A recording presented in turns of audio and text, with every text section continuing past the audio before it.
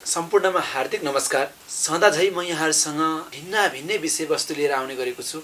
आज फरक विषयवस्तु छ जुन रामेछाप जिल्लामा जन्मिएर काठमाडौँलाई कर्मभूमि बनाउँदै बस्नुभएका एकजना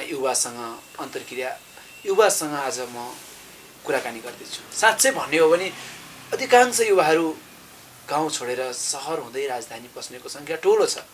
के शहरमा व्यवसाय गर्ने एउटा चाहिँ आर्थिक रूपमा समृद्धि पाटो नदेखिएर शहर छिरेको या गाउँमा चाहिँ वातावरण सिर्जना नभएको। हामी विभिन्न विषयवस्तुसँग उहाँसँग रहेर कुरा गर्नेछौँ। उहाँ राजनीतिमा प्रबल हुनुहुन्छ। नेपाल कम्युनिस्ट पार्टी नेकपाका सम्पर्क समिति प्रदेश कमिटीमा समेत हुनुहुन्छ।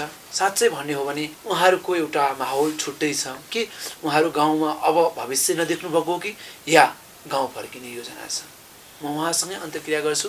आज हामीसँग कार्यक्रममा हुनुहुन्छ सम्पर्क समितिका सदस्य मदन कुमार श्रेष्ठ। यहाँलाई कार्यक्रममा स्वागत छ। नमस्कार गोराजी। तपाईँ रामेछापबाट काठमाडौँ आउनुभएको कति वर्ष भयो? मेरो लगभग म काठमाडौँमा रहेको यतिखेर भन्यो भनेदेखि 2058 सालदेखि यता हेर्नु लगभग 19-20 वर्ष नै भन्नुपर्छ। अहिले म काठमाडौँमा रहिरहेको छु। अब काठमाडौँबाट चाहिँ 20 वर्ष काठमाडौँमा रहेर पनि हाम्रो मानसपटलमा मन नभनेको चाहिँ गाउँमै छ। हामी हरेक चाडपर्व भनौँ हरेक चिजमा गाउँमै पुगिरहेका हुन्छौँ। हरेक सामाजिक तह तबका ओतामा चाहिँ हामी लाग्नु पर्दाखेरि पनि गाउँकै साथीभाइहरूसँग रहिरहेका हुन्छौँ। होइन अनि तपाईँले गाउँ छोडेर काठमाडौँ आउनुको कारण चाहिँ के हो त? अब बोरा भाइ यो चाहिँ अजीब किसिमको कुरा गर्नुभयो। गाउँ छोडेर काठमाडौँ किन आउने, काठमाडौँको मान्छे अमेरिका किन जाने, बेलायत किन जाने भन्ने भन्दा पनि होइन। अहिले चाहिँ मान्छेले तपाईँलाई मैले के जोड्न चाहेको भने अहिले आर्थिक रूपमा समृद्धि भनेर चाहिँ जुन एउटा चाहिँ प्रदेश कमिटी स्थानीय सरकार बनिकन गाउँमा नै युवा फर्किनुपर्छ भन्ने सिद्धान्त तपाईँ किन फर्क? तपाईँ त आफ्नो पार्टीको सिद्धान्त पनि त्यो हो। त्यसो होइन। एउटा के थियो भन्दाखेरि हिजो आजभन्दा 19-20 वर्ष अगाडिलाई गाउँलाई हेर्ने हो भनेर आज आएर हेर्ने हो भनेदेखि चाहिँ धेरै फरक छ। अहिले स्थानीय सरकार छ, युवाहरू गाउँमा रहनुपर्छ, उद्यमशील किसिमका विभिन्न कार्यव्यापारहरू गाउँमै गर्नुपर्छ, सहरमा बस्ने होइन। अहिले राज्यको केन्द्रीय लेभलबाट चाहिँ अहिलेको जुन पछिल्लो संविधानले पनि त्यसलाई नै इन्डिकेट गरेको छ। त्यो संविधानले नै के गरेको छ भन्दाखेरि जुन तह तबकामा रहेका जनजीविका सहज किसिमले गर्न सकिन्छ त्यही ठाउँमा रहेर गर्नुपर्छ भन्ने त हो। अब तर पनि मेरो सवालमा भन्नुपर्दाखेरि चाहिँ के हो भन्दाखेरि हिजो त्यतिखेर जब हामी पढ्दै गर्दाखेरि एसएलसी दिँदै गरिसकेपछि चाहिँ एउटा किसिमको ट्रेन्ड के थियो भन्दाखेरि चाहिँ सहरमुखी नै थियो। सहरमै जानुपर्छ, सहरमै नै केही कुरा चाहिँ त्यहाँ प्राप्त हुन्छ।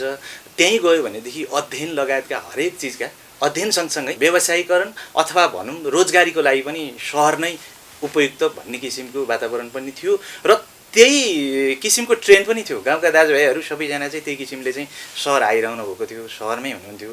अब त्यसकै देखासिखी भनौँ अथवा के भने हामीसँग आजभन्दा 20 वर्ष अगाडि त्यो गाउँलाई हेर्ने हो भनेदेखि त सागर भाइ के थियो तपाईँले पनि देख्नु भएको छ, मैले पनि देखेको थिएँ। गाडीको चढ्नेकै लागि पहिलाका कुरा त ठिक छ। अहिले स्थानीय सरकार भएको नि 4 वर्ष पुग्न लागिसक्यो। तपाईँहरू गाउँ नफर्किनुको कारण के हो त? कि भविष्य छैन गाउँमा? त्यसो होइन, भविष्य एकदमै गाउँमै छ हाम्रो। अब गाउँ नफर्किएको भन्दा पनि मनमुटु त गाउँमै हो। अनि त्यो त एउटा आदर्शवादी कुरा हो। जस्तै यो तपाईँहरूले त्यो चाहिँ अब देखाउने युवालाई के हो भने हामी काठमाडौँ बस्छौँ तपाईँहरू नआउनुहोस् भन्न मिल्छ त अब त्यो गर्नलाई?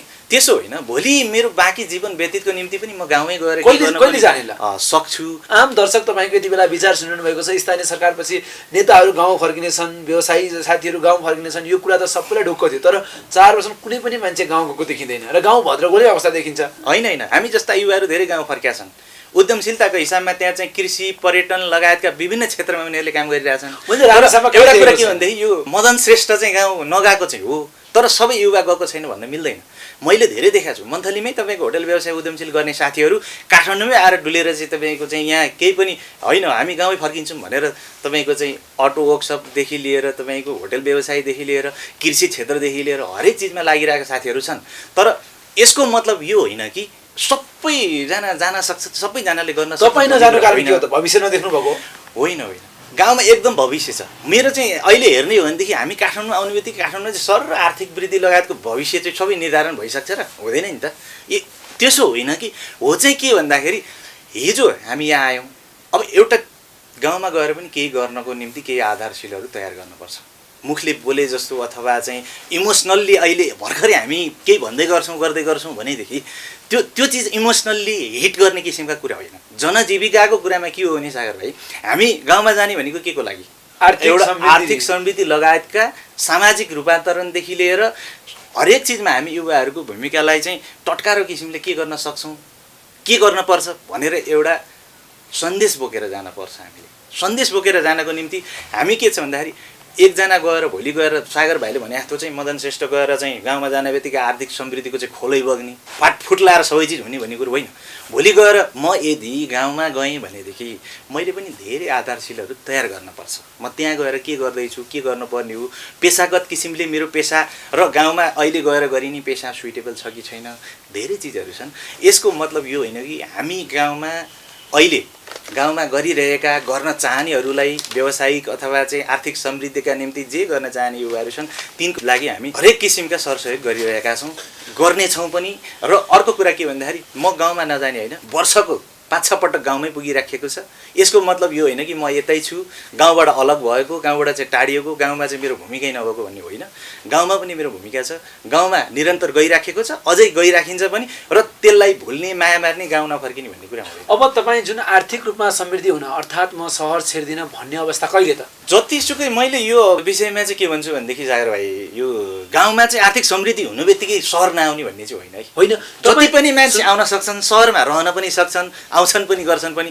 तर एउटा कुरा के भन्दाखेरिदेखि हाम्रो भू बनावट, हाम्रो जनजीविका, हामीसँग भएका सामाजिक बाटोपाटोहरूमा रहेका जुन जनजीविकालाई चाहिँ सहज रूपले जिउने किसिमका जुन बाटोमा रहिरहनु भएका ती कृषक भनौँ, व्यवसायीहरू भनौँ, अरू नभनौँ, हामी आफैभित्रका बाउ बाजे काका काकी वरपर लगायतका गाउँले दाजुभाइहरू भनौँ, यी सबैजना के छ भन्दाखेरि गाउँमै रहनु भएको छ। हिजोको दिनदेखि आज मात्र होइन, एउटा इतिहास बोकिसक्नु भएको छ। बाउ बाजे बराजुकोदेखि रहिरहनु भएको छ। अहिले नितान्त हेर्ने हो भनेदेखि ती पेसागत रूपमा आबद्ध भएका बाजे बराजुहरूले जे चिज गरेको छ त्यही चिज गरिरहेका छन्। अबको 21औं शताब्दीको युवाहरूले रूपान्तरण किसिमले केही गर्न सकिरहेको अवस्था छ जस्तो मलाई लाग्दैन। तर के हो भने आज यो ठाउँमा आइपुग्दाखेरि, हामी 21औं शताब्दीमा आइपुग्दाखेरि र अहिलेको चाहिँ जुन राजनीतिक समीकरण, राजनीतिक रूपान्तरण जुन किसिमको भइरहेको छ, यसले चाहिँ के गरेको चाहिँ छ भन्दाखेरि चाहिँ जनजीविकालाई चाहिँ अलिकति सहज ढङ्गले कसरी जीवनयापन गर्ने,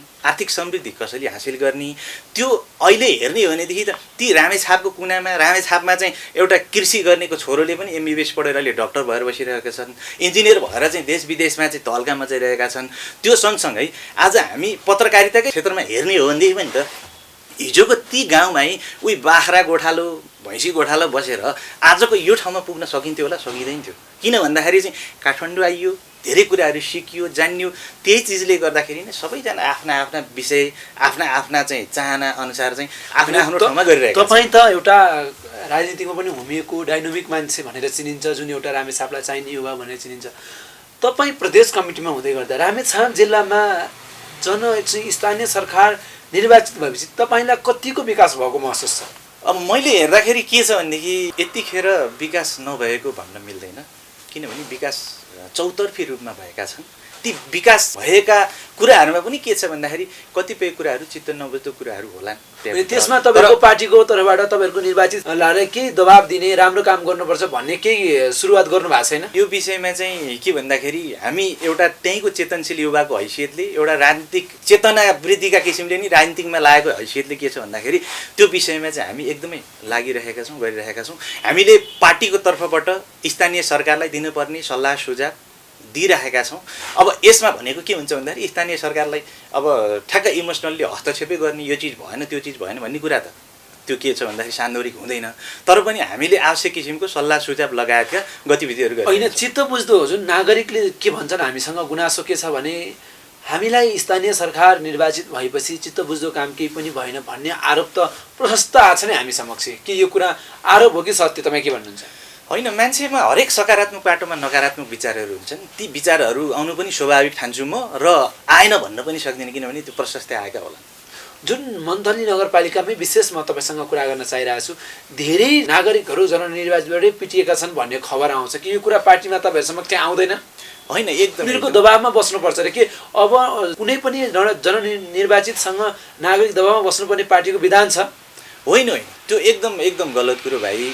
कुनै पनि निर्वाचित होस् अनिर्वाचित कुनै पनि नागरिकले देशको कानुनको सर्वोच्चतालाई मिचेर कसैले केही पनि गर्न मिल्दैन। यदि त्यस्ता किसिमका हरकत त्यस्ता किसिमका गतिविधि गरेका छन् भनेदेखि ती गतिविधि गर्ने व्यक्तिलाई कारबाही हुनुपर्छ। यस तपाईँ पार्टीको तर्फबाट तपाईँ व्यक्तिगत तर्फबाट एउटा सचेत नागरिकको हिसाबले कारबाही हुनुपर्छ भन्नुहुन्छ? एकदम एकदम कारबाही हुनुपर्छ। यदि गलत गर्ने मान्छेहरूलाई चाहिँ त्यतिकै उन्मुक्ति पाउनु हुँदैन। स्थानीय तह भनौँ, कुनै पनि जननिर्वाचित भनौँ, इभन कुनै पनि एउटा सामान्य किसिमको नागरिक किन नहुन्, तिनले पनि कसैलाई तपाईँको चाहिँ उ गर्न पाइँदैन। हामीसँग गुनासो अर्को के छ तपाईँलाई राख्नै पर्ने भने तपाईँ त एउटा डाइनामिक युवा मन्थली नगरपालिका रामेछाप हुँदै प्रदेशसम्म एउटा प्रदेश कमिटीमा बसेर काम गरिनु भएछ नेपाल कम्युनिस्ट पार्टीमा। तर के छ भने स्थानीय तह त रामेछापमा हेर्ने हो भने धेरै ठाउँमा बहुमतकै हिसाबले पनि रामेछापमा कम्युनिस्टको जननिर्वाचित देखिएको छ।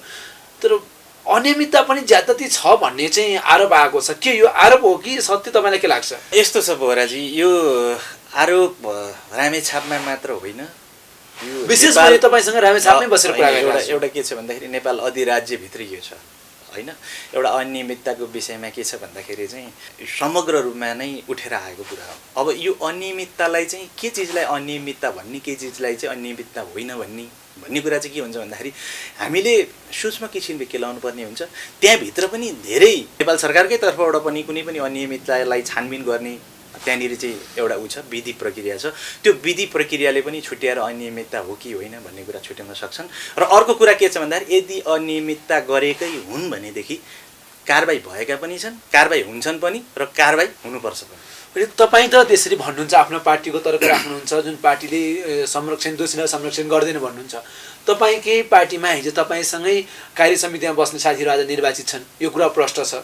अर्को कुरा के जान्न चाहेको मैले भने रामेछाप मात्रै मैले विशेष नै रामेछाप जिल्लामै रहेर कुरा गरिरहेको छु।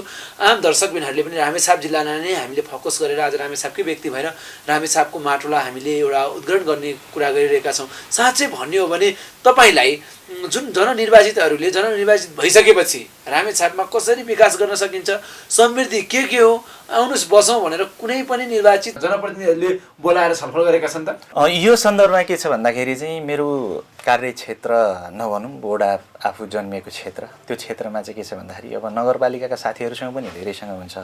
अब सम्पर्क कमिटीको हैसियतले चाहिँ के छ भन्दाखेरि चाहिँ रामेछाप जिल्लाभरिको चाहिँ हामी होइन एउटा के छ भन्दाखेरि यहाँनिर चाहिँ छलफल हुन्छ, त्यहाँनिर आधिकारिक विषयमा के भइरहेछ कसो भइरहेछ त्यो चर्चाको विषय त रहन्छ यहाँ पनि। त्यो सँगसँगै के हुन्छ भन्दाखेरि आधिकारिक रूपमा चाहिँ जननिर्वाचितको हिसाबमा भन्नु पर्दाखेरि चाहिँ म वडा 11, 12, 8 लगायतका निकटमा रहनुभएका साथीहरूसँग म नजिकमा रहेका छु। अब त्यो नजिकमा रहँदै गर्दाखेरि पुग्दै गर्दाखेरि अब विशेष त केही न केही त कुरा त नहुने भन्ने कुरा हुँदैन। एकदमै अहिले आर्थिक पाटोको विषयमा, विकासका विषयमा, हरेक विषयमा कुराकानी त हुन्छ। होइन, विकासका विषयमा कुरा हुन्छ, तपाईँहरूले खाका केही तयार गरेर अबको पञ्चवर्षीय योजनामा यो काम सक्नुपर्छ भनेर केही खाका तयार पार्नु भएको छ, जुन स्थानीय तहमा सबै कुराको व्यवस्था हुनुपर्छ। एउटा युवाले कुखुरा पालोस्, अर्को युवाले मासु पसल खोलोस्, अर्को युवाले भैँसी पालोस्, अर्को युवाले डेडी खोलोस्। यी कुराहरू तपाईँहरूले केही कन्सेप्टमा कम्युनिस्टका केही साथीहरूले गर्नुभएको छ त? तपाईँले गर्नुभएको छ? होइन, यस्तो छ बोहराजी। अब यो विषयमा चाहिँ के छ भन्दाखेरि साथीहरू त्यही किसिममा लागिरहेछन्, गरिरहेछन्। तर अहिलेको अवस्थामा चाहिँ के चाहिँ हो भन्दाखेरि चाहिँ कृषि गर्न अथवा चाहिँ कुनै पनि उद्यमशील काम गर्नको निम्ति सबै सरकारले गरिदिन्छ, वडाले गरिदिन्छ भन्ने होइन। एउटा वडा त सहजकर्ता मात्रै हुन्। किन भन्दाखेरि आफ्नो वडाको आफ्नो पृष्ठभूमि अनुसार फैलाइरहेका छन्, गरिरहेका छन्, त्यहाँनिर हौसला पनि दिइरहेका छन्, पुरस्कृत पनि भएका छन्। तपाईँहरूमा र जुन कम्युनिस्टका नेता अर्थात् जुन कम्युनिस्ट या काङ्ग्रेस जोसुकै नेताहरूमा र आज नागरिकहरूमा बाजिएको छ क्या। उहाँहरू नागरिकहरू के भन्नुहुन्छ हामी समक्ष आएर भने हाम्रो गुनासोहरू कसैले पनि सुन्दैन, न जनप्रतिनिधि न राजनीतिक व्यक्ति। तर के हो भने हामी के गर्ने, उनीहरू अन्यलमा छन्। अझै यो कुरा हामीसँग ठुलो लिस्टमा छ। उनीहरूलाई के कसरी जनचेतना फैल्याउने जिम्मेवार हामी जिम्मा छौँ, यो खेती गर भनेर उनीहरूलाई 8 दिने मान्छेसम्म छैन भन्ने कुरा आछ त? होइन, यस्तो छ तपाईँको के छ भन्दाखेरि कृषि सेक्टरमा यतिखेर हेर्ने हो भनेदेखि सूक्ष्म किसिमले अध्ययन गरेर कुनै पनि कृषक आए जस्तो पनि मलाई लाग्दैन। एउटा कुरा है, अब सूक्ष्म किसिमले अध्ययन गरेर आउनु भएको छैन। अब वडासँग गएर वडाका अध्यक्ष भनेका कृषि विज्ञ त होइनन् नि, मेयर भनेका कृषि विज्ञ पनि होइनन्, उनीहरू भनेको त प्रतिनिधि नै हुन्न। उनीहरूले कुखुरा पाल 1000 कुखुरा पाल, यदि कुखुरा मर्यो भने बिमामा हामी दावेदार गरिदिन्छौँ भने त एउटा युवाले त कुखुरा पाल्नु होइन, त्यो त भनिराखेकै छ, त्यसैको आधारमा काम भइराखेको पनि छ। तपाईँको के छ भन्दाखेरि हाम्रो स्टुडियोमा आएर आज होइन त्यसो होइन, अहिले तपाईँले रामेछापमा कुखुराको मूल्य थाहा पाउनु भएको छ कति छ? काठमाडौँ अहिले हामी तपाईँको 300 भन्दा माथि तयारी कुखुरा खाइरहेछौँ। रामेछापमा अहिले हेर्नु चाहिँ योभन्दा सस्तो छ। के कारणले भयो होला भन्नु त? उत्पादन बढी भयो, बजारीकरण यसो बजारीकरण खोइ होइन, बजारीकरण छ। बजारीकरण यस्तो छ, भौगोलिक ठाउँ अनुसारको बजारीकरण छ। अब यसमा पनि के छ भनेदेखि कुखुरा लगायतका कुराहरू पनि तपाईँको विभिन्न सङ्घ संस्थाहरू छन्, विभिन्न कुराहरू छन्, त्यसमा रहेर पनि तपाईँको यो ठुलो बजारमा आउने उनीहरूलाई बाटो खुल्ला पनि छ। अब त्यहाँ सानो किसिमले काम गर्नेहरू साथीहरूको चाहिँ के छ भन्दाखेरि त्यो किसिमले ठुलो किसिमको बजारहरू खोज्नु भएको छैन उहाँले, र स्थानीय किसिममा नै खपत गराउने क्रममा स्थानीय किसिम हुँदाखेरि चाहिँ अलिकति के छ भन्दाखेरि बजार नभएर होइन कि तपाईँको त्यहाँनिर धेरै जागरणमा लागेका छन् कृषकहरू। कुखुरा होस्, बाख्रा होस्, भैँसी होस्, बङ्गुर होस्, तपाईँका चाहिँ दही दुध घिउ लगायतका कुराहरू, अनि तपाईँका चाहिँ त्यो सँगसँगै अरू कृषि सेक्टरमा चाहिँ आवश्यक भएका त्यहाँनिर अलिकति लेखका साथीहरू हेर्नुहोस्, अलैँचीतिर, किबीतिर होइन, तपाईँको त्यो सँगसँगै झुनारतिर, त्यो सँगसँगै केही भागमा त तपाईँको चिया खेतीदेखि लिएर आलु खेतीदेखि लिएर सबै चिजमा लागिरहनु भएको छ साथीहरू। यो भनेको के छ भने एकैपटक झट्टै हुने कुरा होइन यी कुराहरू भनेका। तपाईँले के छ भनेदेखि अबको 5 देखि 10 वर्षपछि हेर्दै जानुहोस्, यी चिजहरूले पक्कै पनि आत्मनिर्भर पनि बनाउँछ। हामी जस्तो युवाहरू त्यहीँ नै रहेर मजाले आफ्नो आर्थिक समृद्धि गर्दै आफ्ना छोराछोरीलाई उच्च शिक्षा लगायतका सबै ठाउँमा पुर्याउन पनि सक्नुहुन्छ। सबै चिज चाहिँ सबलीकरण हुँदै जान्छ। होइन हुन्छ त कहिले एकजना फुलासीका अर्थात् मन्थन नगरपालिका 13 का एकजना साथी आएर गुनासो गर्नुभयो, मैले दसैँमा 150 रुपियाँ किलो मासु बेचेँ भनेर म 4 लाख रुपियाँ घाटा। एउटा व्यापारीले धेरै बजारीकरण नपाएर घाटामा जान्छ भने तपाईँहरूको स्थानीय सरकार, त्यसपछि पार्टी, राजनीति गर्ने व्यक्तिहरू किन यतिखेर बजारीकरण किन खोजिदिनुहुन्न, किन जिम्मा लिनुहुन्न? उहाँले घाटा खानुभयो होला, अथवा चाहिँ अरू साथीहरू पनि घाटाको मारमा हुनु होला होइन। अब त्यो घाटाको मारमा हुने साथीहरू मैले अघि नै भने नि तपाईँलाई, के छ भन्दाखेरि कुखुराको पनि एउटा सङ्घ छ। अब तपाईँको त्यो सङ्घ मार्फत उहाँहरूले आफूसँग भएका प्रडक्टहरूलाई यो नेपाल अधिराज्यभरि नै पुर्याउनु सक्ने उहाँहरूको क्षमता पनि छ, सङ्घको पुर्याउनु पनि सक्नुहुन्छ। अब त्यो चाहिँ के छ भन्दाखेरि उहाँहरूले खोज्नु पनि सक्नु पऱ्यो, जानु पनि पऱ्यो, त्यहाँसम्म पुग्नु पनि पऱ्यो। अनि अर्को कुरा के छ भनेदेखि अब म कुखुरामा चाहिँ उसमा राखेको छु, अब त्यसलाई चाहिँ प्रतिनिधिले गएर सबै बेचिदिने भन्ने कुरा चाहिँ त्यो चाहिँ सहज हुँदैन, त्यो चाहिँ ऊ पनि हुने कुरो भएन त्यसमा चाहिँ।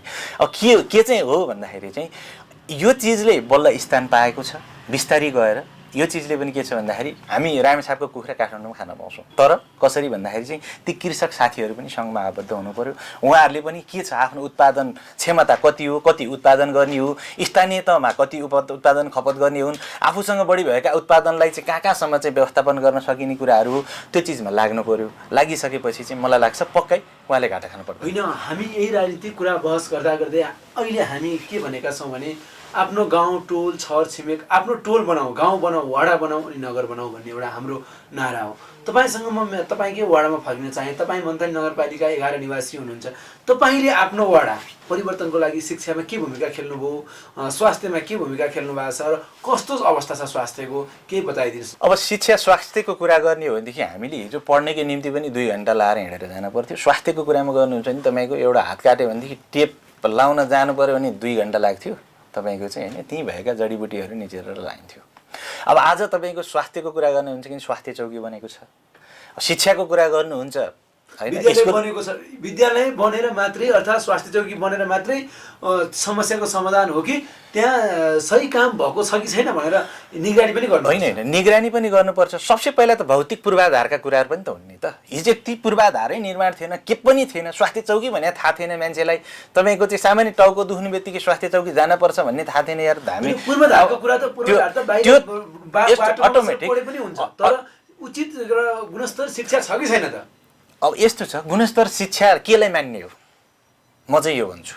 किन भन्दाखेरि चाहिँ हरेक अब तपाईँका चाहिँ विद्यालयहरू फरक फरक किसिमका छन्। हामीले तुलना गर्ने भनेको सरकारी बेगरको प्राइभेटकै कुराहरू हुन्। प्राइभेटमा पनि तपाईँको चाहिँ होइन, कहाँको जोइन्ट भेन्चरमा कहाँ कुन कल खोलातिर त्यतातिर लाग्यो भनेदेखि चाहिँ तपाईँको केही पनि कुरो मिल्दैन होइन। हाम्रो माटो सुहाउँदो हिजोदेखि आइरहेको भइरहेको कुरा छ भनेदेखि चाहिँ त्यो सुहाउँदो त मलाई लाग्छ कि केही चिज हुनको लागि केही समय लाग्छ। र के छ भन्दाखेरि तपाईँले भने जस्तै सबैको भूमिका जरुरी छ।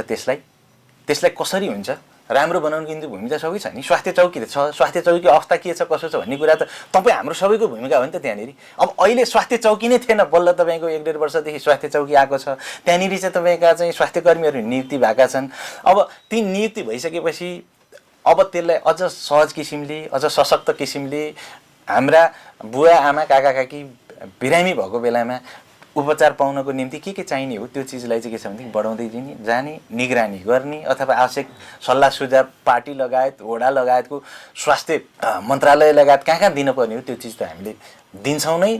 अहिले पनि भएका कमी कमजोरीहरूमा चाहिँ हामीलाई यस्तो आवश्यकता छ, यस्तो चिजको माग छ, यसरी भनेर चाहिँ हामीले आवाज उठाउँदै आइरहेका छौँ। हुन्छ, हामीले तपाईँलाईसँग के चाहेको भने अन्तिममा निष्कर्ष के हो भने तपाईँको मन्थली नगरपालिका 11मा तपाईँको परिवर्तन गर्ने व्यक्तिगत रूपमा के छ? आम दर्शक मन्थली नगरपालिका 11का सम्पूर्ण नागरिकहरूलाई प्रतिबद्धता गरिदिनुहोस्। हामी पक्कै पनि भौगोलिक दृष्टिकोणबाट एउटा पहाड कुना कन्दरा वन जङ्गल खोला नाला एउटा हेर्ने नै हो भनेदेखि पहाडैले भरिएको ठाउँ छ। अब खेती किसानीकै हिसाबमा हेर्ने हो भनेदेखि पनि मन्थली नगरका केही खास ठाउँ बाहेकको चाहिँ त्यहाँनिर चाहिँ त्यति उर्वर भूमि पनि छैन। अब त्यस कारणले गर्दाखेरि सबभन्दा पहिला चाहिँ म के भन्छु भन्दाखेरि चाहिँ हामी त्यो मन्थलीलाई समृद्ध बनाउन सबभन्दा पहिला भनेको चाहिँ के छ भन्दाखेरि सबै जनजनमा नै आफ्नो किसिमको दक्ष अनुसारको, आफ्नो किसिमको चाहिँ खुबी अनुसारको काम गर्नु पर्यो सबभन्दा पहिला कुरा। अब कामको सिलसिलामा के काम गर्ने कसो गर्ने भन्ने भन्दा पनि त्यहाँनिर चाहिँ अहिलेको 21औं शताब्दीमा हामी आधुनिकीकरणको बाटोमा छौँ। जे चिज पनि त्यहाँनिर हेर्ने हो भनेदेखि आधुनिकीकरणको बाटोमा गर्नुपर्ने कृषि लगायतका अन्य उब्जनीहरू पनि मजाले गर्न सक्छौँ। यदि त्यो गर्नको निम्ति हामी युवाहरू चाहिँ एक भएर लाग्नु पर्यो। कुनै पनि स्रोत साधनमा दक्षता हासिल गर्नु पर्यो। यहाँनिर बोले जसरी हुँदैन, किन भन्दाखेरि एउटा कुखुरै पाल्नको निम्ति एउटा तपाईँको चाहिँ धानै रोप्नको निम्ति पनि तपाईँको सानै एउटा दक्षता भएन भनेदेखि त्यो हुन सक्दैन। त्यो कारणले गर्दाखेरि सबभन्दा पहिला दक्षता हासिल गर्नु पर्यो। दक्षता सँगसँगै तमाम युवा शक्ति एकमुष्ट एक ढिका भएर सामूहिकरण किसिमको काममा चाहिँ लाग्नु पर्यो। कसले कुखुरा पाल्ने हो, कसले बाख्रा पाल्ने हो, कसले आलु खेती गर्ने हो, कसले धान खेती गर्ने हो, कसले चाहिँ त्यहाँ तपाईँको चाहिँ जुनार खेती गर्ने हो, कसले अदुवा खेती गर्ने हो, कसले प्याज लगाउने, कुनमा के हुन्छ त्यो किसिमको एउटा राम्रो तौर तरिकाले काम गर्न सक्यो भनेदेखि त्यो एउटा पाटो भइगयो। अब नेपाल सरकारको पाटोबाट पनि हिजोको दिनमा चाहिँ हामी तपाईँको पसिना बगाएर हिँड्नुपर्ने ठाउँमा आज बाटो बनेको छ, बाटो पनि पिच लगभग हुन लागेको छ। यस्तो अवस्थामा के छ भन्दाखेरि हामीले उत्पादन गरेका कुराहरू सबै चिजहरू चाहिँ तपाईँको खपत गर्ने ठाउँ पनि छ, सबै छ। अब मुख्य भनेको चाहिँ हामी सबै प्रतिबद्ध भएर एउटा नागरिकको हैसियतले गर्नुपर्ने काममा आफ्नो खुबी अनुसारको चाहिँ काम गर्नु पर्यो। त्यहाँ काम गर्नको निम्ति हामी युवाहरूलाई आह्वान पनि गर्छौँ। र अर्को कुरा के छ भन्दाखेरि युवा शक्तिहरू अहिले यतिखेर भन्दाखेरि चाहिँ के छ भन्दाखेरि चाहिँ युवा शक्तिहरू अलिकति सशङ्कित, अलिकति राजनीतिक हिसाब किताबमा बढी चाहिँ लोलोपोलोट हुनुपर्ने हो कि अथवा चाहिँ आफ्नो कर्मतिर लाग्न पर्ने हो कि भन्ने चाहिँ अलिकति अन्योलता छ। केही साथीहरू के छ भन्दाखेरि चाहिँ राजनीतिक हिसाब किताबमा लाग्यो भनेदेखि चाहिँ डाङडुङ सबै चिज हुन्छ भनेर अलिकति त्यो कस्तो भन्दाखेरि चाहिँ त्यो एउटा राजनीतिक आचरणलाई नबुझिकन पनि लागिरहेका छन्।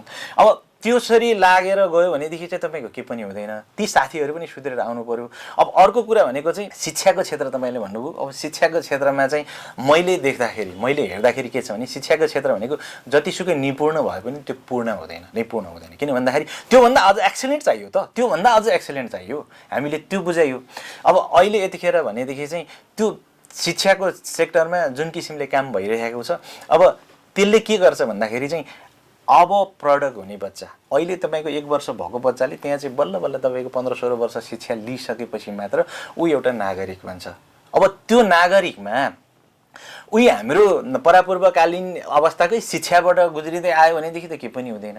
अब उहाँले चाहिँ के भन्दाखेरि अबको आधुनिक शिक्षामा जुन छ त्यो चिजमा अर्को पनि के छ भने हामी थ्योरिकल्ली किताबै पढेर त सबैजना आइरहेका छौँ। अर्को कुरा के छ भन्दाखेरि किताब पढ्दै गर्दाखेरि तपाईँले नि किताब पढ्नुभयो, हामीले नि पढ्यौँ। एउटा व्यवहारमूलक किसिमको र अलिकति आधुनिकीकरण हामी कृषिमा चाहिँ बढी अब श्रम बिताएका मान्छे भएको हिसाबले गर्दा कृषिको निम्ति पढ्ने कुरो केही भेट्नुहुन्छ किताबमा? छैन नि हो। अब त्यो के छ भन्दाखेरि त्यो व्यवहारमूलक किसिमले चाहिँ मैले चाहिँ के देखिरहेको छु भनेदेखि व्यवहारमूलक किसिमले हामी स्थानीय सरकारसँग पनि आग्रह गर्छौँ र हामी सबैजना एक ढिका भएर युवाहरू सबैजना लागेर अब सहकारीकरणका कुराहरू भए, अब कृषि आधुनिकीकरणका कुराहरू भए, अब लगायत राजनीतिक पनि कस्तो भइरहेछ भने अलिकति चेतना अभिवृद्धि सँगसँगै बौद्धिक जमातले पनि एउटा सोचेर राजनीतिकलाई चाहिँ एउटा हुइमको रूपमा विकास अथवा चाहिँ हुइमको निम्ति चाहिँ फैलाएर काम गर्ने सोच बनाएका छौँ। अब त्यो चाहिँ के छ भन्दाखेरि तपाईँको आजको भोलि नै हुने कुरा होइन, अब यो निरन्तर लागिरहँदाखेरि एक दिन अवश्य पुग्छ। हुन्छ, हामीलाई लामो समय तपाईँले दिनुभयो, हामी अन्तिममा कार्यक्रमको अन्तिममा छौँ। भन्नुहोस् तपाईँ अन्तिममा के भन्न चाहनुहुन्छ आम दर्शकलाई? सबैजनालाई म एउटै आग्रह गर्न के चाहन्छु भन्दाखेरि चाहिँ यतिखेर कोभिड-19को कारणले गर्दाखेरि विभिन्न पेसा व्यवसायमा रहनुभएका साथीहरू धेरै धाराशायी हुनुभएको छ। रोजगारीमा रहनुभएका साथीहरूले पनि रोजगारी गुमाउनु भएको छ। अब त्यो सँगसँगै कतिपय साथीहरू बिरामी भएर उपचारका निम्ति पनि यतिखेर अलिकति आर्थिक असहजताका कारणले समस्यामा पिरिलिनु भएका छ। अब ती साथीहरूलाई के भन्न चाहन्छु भन्दाखेरि चाहिँ यतिखेरको समय परिस्थितिमा चाहिँ अलिकति सहज रहनु होला। सबभन्दा पहिला रोग लाग्नुभन्दा लाग्न नदिनु राम्रो भन्छन्। त्यस कारणले गर्दाखेरि यो कोभिडको निम्ति चाहिँ अलिकति ख्याल चाहिँ गर्नु होला, ख्याल नगर्नु होला यसलाई, त्यो भन्न चाहन्छु। र त्यो सँगसँगै सबैजनालाई पुनः एकपल्ट नमस्कार भन्न चाहन्छु, धन्यवाद भन्न चाहन्छु। धन्यवाद दाइ, कार्यक्रममा आइदिनु भयो। जुन हुनुहुन्छ नेपाल कम्युनिस्ट पार्टीका बागमती प्रदेश सम्पर्क समितिमा रहेर काम गरिनुभएको छ भने युवा हुनुहुन्छ, रामेछाप जिल्लाको डाइनामिक व्यक्ति हुनुहुन्छ। जुन उहाँसँगको कुराकानीबाट साँच्चै जिल्ला र नगरमा वाडामा केही न केही परिवर्तन हुन्छ, हामी यही आशा गर्छौँ। भोलिका दिनमा पनि उहाँहरू जस्तै धेरै व्यक्तिहरूलाई हामी हाम्रो मिडियासम्म ल्याएर अन्तर्वार्ता उहाँहरूसँग अन्तर्क्रिया गर्नेछौँ। तर यहाँहरू हामीलाई हेरेर सधैँभरि बस्नुहुनेछ, यही आशा राख्दै म यहाँहरू समक्ष बिदा हुन्छु। बोहरा अङ्कल, नमस्कार।